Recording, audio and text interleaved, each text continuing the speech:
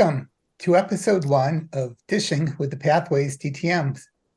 My name is David Lintz, and I will be your host for a series of interviews with Toastmasters in District 31 who have earned their Distinguished Toastmasters designation under the Pathways program. I chose my good friend and fellow member of the Boston West Toastmasters Club in Needham, Caryl Lattof, as the first person to be interviewed for this series. An active member of Toastmasters since 2011, Caryl has served in numerous club officer roles, including president, and as an area and division director for District 31.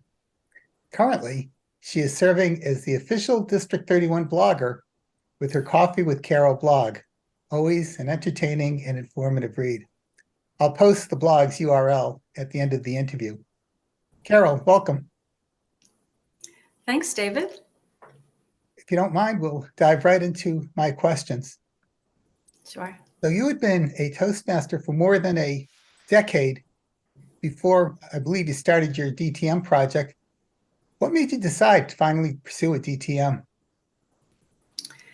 It's a funny story. The club growth director, Carly Cox, at the time, she was club growth director, she had sent an email to all the District 31 Toastmasters who were on track for completing their second pathway. And she also included the requirements to earn a DTM. I realized that I had completed most of them already. So it just made sense to go with it, to go forward. Terrific. And can you tell us about what you did for your DTM project? Again, Carly had this idea for a cross-club mentoring program. She didn't have time to do it and asked if I would. I said yes. So I built on that concept to create Meet Your Match, which is a district-wide system for Toastmasters to mentor and be mentored by members outside their home club within District 31. It uses Zoom technology to allow applicant mentors and applicant proteges to meet in a speed dating kind of format to encourage self-matching. So I know that nobody's DTM project is completed without having a few bumps in the road and a few challenges to address. Can you tell us a little bit about some of the challenges that you had to overcome and how others might have helped you along the path to completing this project? As a matter of fact, I can. The first big challenge happened at the very first meeting of the team I had pulled together. These were District 31 Toastmasters who had an interest in mentoring. I knew none of them. My introductory emails explained my thoughts about how we should proceed. And they were met with, yay, that sounds great, Caryl. At the very first meeting, however, they spoke very differently, particularly one of the members of the team. Too many application questions, they said, would actually act as a deterrent to the application process. I remember sitting there thinking, then how are we going to make the matches? And I also thought, what can I do now? The only thing I could do was listen. I listened to my teammates. Meet Your Match would not be a matching program at all. It would be an introduction service where the Toastmasters could meet and then choose to work together or not. It became a much simpler program, both in terms of design and in administration, with a much greater chance of success. And that's because research tells us that self-matched mentoring relationships far and wide endure longer than appointed pairs. What I find interesting about that story is typically when people work on something, designing it for a while, it's hard not to fall in love with your own design. Here you were in a situation that you had something laid out sure, very well laid out. And now all of a sudden you were getting feedback from people who might not have thought about it as long as you did, saying you should approach it in a different way. So at that point, how do you decide between thinking, I have this right, and I should continue the way I designed it, have the courage of my convictions, as opposed to taking this feedback and knowing that the feedback might be better than your original approach?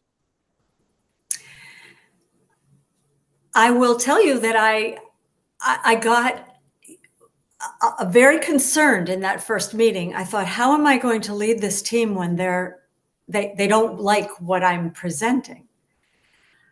And the skill of listening became very important to me in that moment. I listened enough to understand why they were saying what they were saying. And that once I got to the point where I understood we were not going to be spending our time making these matches, it became very clear to me that it made more sense to simply introduce people and let them choose to choose each other. And so to answer your question, it's not that I didn't have heart palpitations in that moment. I did. But when you're faced with an overwhelming position from people that you're speaking with to move in a different direction, listening really helped me. There's a few interesting things I'm taking from this answer. The first, about the importance of having good listening skills.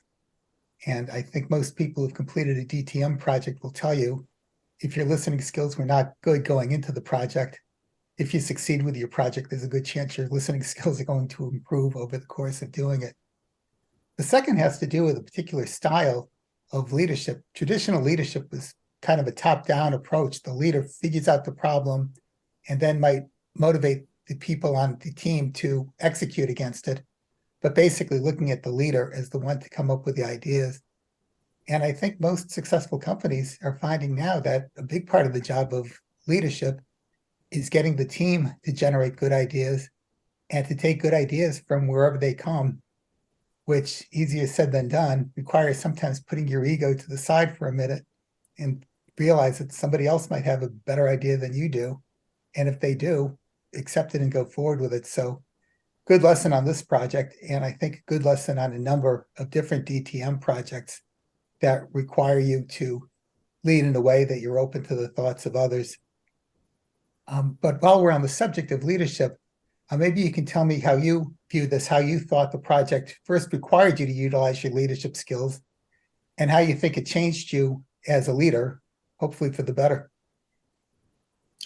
Well, to your earlier point, I did think that I had to have a pretty solid idea about what I wanted when I was going into this.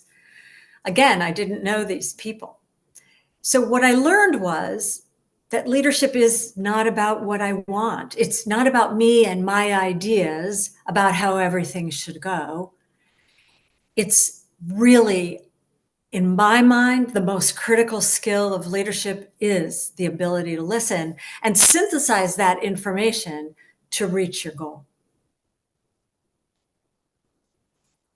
So one of the challenges with your project, and I think with a number of DTM projects, is you have a project you're trying to do, this meet your match, but if it's successful, it really doesn't have a defined termination point. It just goes on and on. And I suppose one way of looking at it is that the project ends at some point in the distant future when the project runs its course. But more reasonably, particularly since you want to actually earn your DTM, you have to decide when to declare victory, when to call it a completed project, since there's nothing that tells you when that occurs. So how did you decide this? How did you decide when you thought you did enough to call it a project? For my DTM project, it was complete after the second round, I believe. And that's how I called it complete because the first round was a bit of a guinea pig and the second round went so much smoother.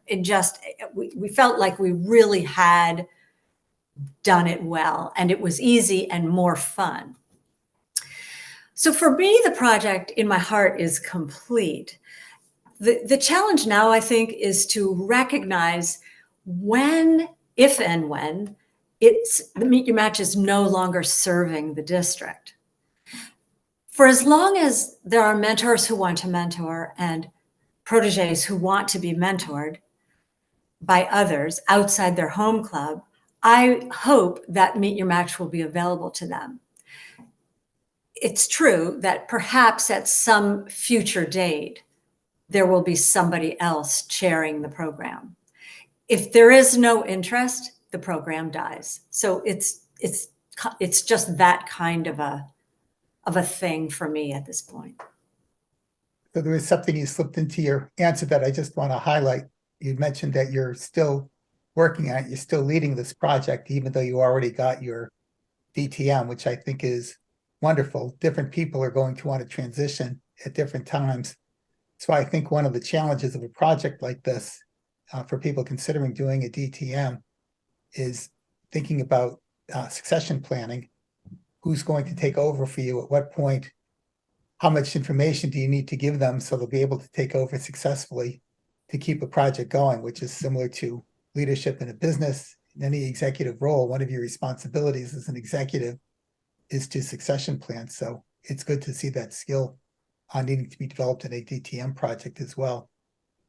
Caryl, this was all very informative and just illuminating. Are there any closing thoughts or words of advice that you have for prospective DTMs? Yeah, I'm thinking about that right now. I think my advice is to choose a project that's meaningful, one that is actually going to make a difference in the district, one that's going to move the district forward in a positive way.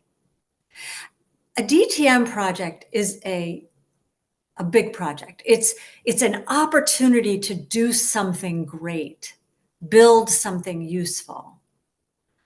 I would say honor that with your best effort. I love that you use the word opportunity rather than challenge to describe the DTM projects. There's a number of ways to look at it. One is it's the final hurdle to getting your DTM, but words like hurdle or obstacle or whatever are words, negative words, things that you have to do because you have to do them, not because you have some passion for them. And I think it's good advice to anybody looking at a DTM. Find something that you're going to enjoy. Typically, DTM projects take a fair amount of time, some longer than others. But during that time, you might as well be enjoying yourself, or more importantly, you might as well feel mission-oriented, that you're actually doing something important. Couldn't agree more. Thank you again, Caryl, for sharing a key part of your Pathways DTM journey with the audience. I think there's a number of things that you said that are certainly not specific to the project you did that are applicable to a number of DTM projects that people do. One is the point about listening, being flexible about what you do, not being afraid to change course if a better idea comes about, and finding something that you really enjoy, that you think is important, and that you have some passion for. If you are interested in following Caryl's blog, here's where you go.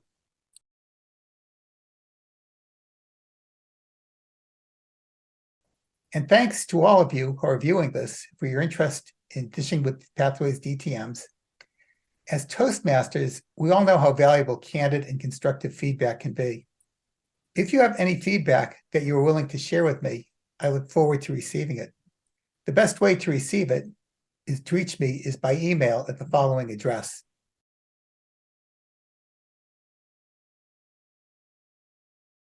Until the next episode, be well and keep striving to achieve your goals.